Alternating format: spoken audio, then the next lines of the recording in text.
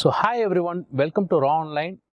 This is Dr. Srivatsan, your faculty for biochemistry, and in today's session, we'll be seeing about the part 2 of various kinds of oxidation of fatty acids. So, in the previous part, what we have seen is that we have seen about the beta oxidation of fatty acids, especially the even chained fatty acids. So, what was the product? For example, you oxidize a palmitoyl-CoA molecule. What was the product which was obtained at that? You got acetyl-CoA as the ultimate product. So, how many carbon atoms did palmitoyl-CoA palmitic acid has? It has got 16 carbon atoms.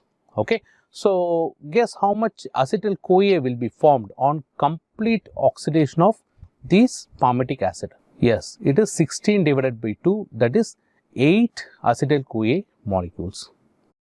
So, this is what we have seen in the previous part. Now, in today's session, we will be seeing about the various kinds of disorders which are associated with this beta oxidation of fatty acids.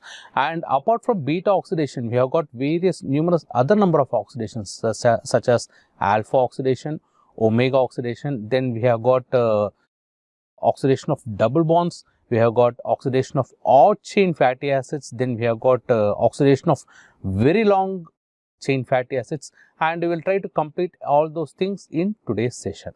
Okay. So, we just move on to this case scenario. Okay. So, this is a real case which actually happened in the state called as Karnataka in India, and this disease is usually extremely rare in an Asian population. So, this case is one of the first among the case which has been reported with the context of our today's discussion, that is about the disorders which are associated with beta oxidation of fatty acids. So, a 2-year-old male boy was born by a second-degree consanguineous marriage to a non-diabetic mother. So, he was presented to the NICU after 24 hours of life with refusal to feeds. Okay, he had dull activity and abnormal movements of the limb. Okay, he was born at term only by a normal vaginal delivery. His cry was immediate. Okay, and his birth weight was okay, which was 3.9 kgs. Okay, so after 30 hours of life, what he had was he had cyanosis. Okay, his saturation dropped to around 80%. And his heart rate was also going on the lower side, that is around 86 per minute. He had a very high respiratory rate of 20 per minute, and his blood glucose level was found to be just 36 milligram per deciliter. It means what? He has hypoglycemia at that time. So, he was immediately given IV glucose and simultaneous bag and mask ventilation because he has been going to bradycardia. At the same time, his respiratory rate has been increasing. Okay. And he was subsequently intubated and referred to NICU, where the baby was resuscitated. Okay. So, the urine ketone bodies upon finding was found to be negative. Okay. And the serum lactate level was around 5.1 millimole per liter. Okay. Normally, it is in the range of 1.5 to 1.6 millimole per liter, but in this case, it was around 5.1 millimoles per liter.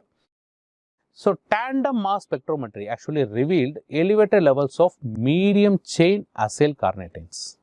Okay, and then significantly elevated ratio of carbon 8 to carbon 10 fatty acids.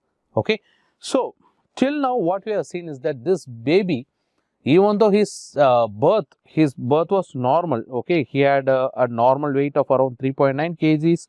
Okay, his cry was normal, everything was fine.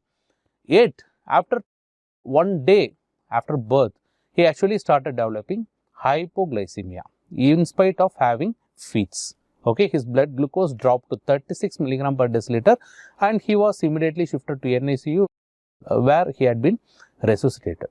So, we will see what was the reason for this hypoglycemia.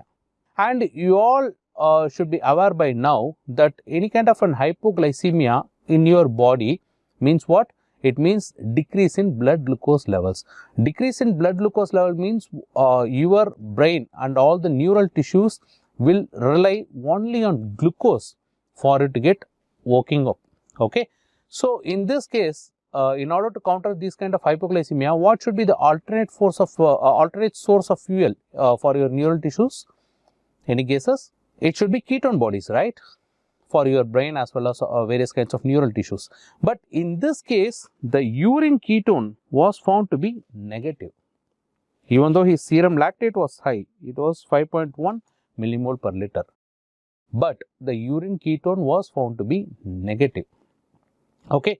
So, what is this? This is a classic case of medium chain fatty acid oxidation disorder. Okay. So, we will see how this disorder is getting developed, what is the pathology, I mean what is the mechanism behind the development of these kind of various kinds of symptoms in the following slides. Okay. Now, so before going to the proper topic, let me slightly recap what actually happened in the beta oxidation of fatty acids, so that it will be easier for you to easily understand. First, we had a fatty acyl group. For example, we just take a palmitic acid. Okay. So, what we have to do, palmitic acid can enter inside the cell as well as it can go outside the cell. So, we need to hold that inside the cell. So, in order to do that, you need to add an CoA group. So, fatty acyl group is getting converted into fatty acyl CoA. Okay. So, this fatty acyl CoA, now where this beta oxidation occurs? This beta oxidation will occur in the mitochondria. Okay. Now, our fatty acyl CoA is there in the cytoplasm.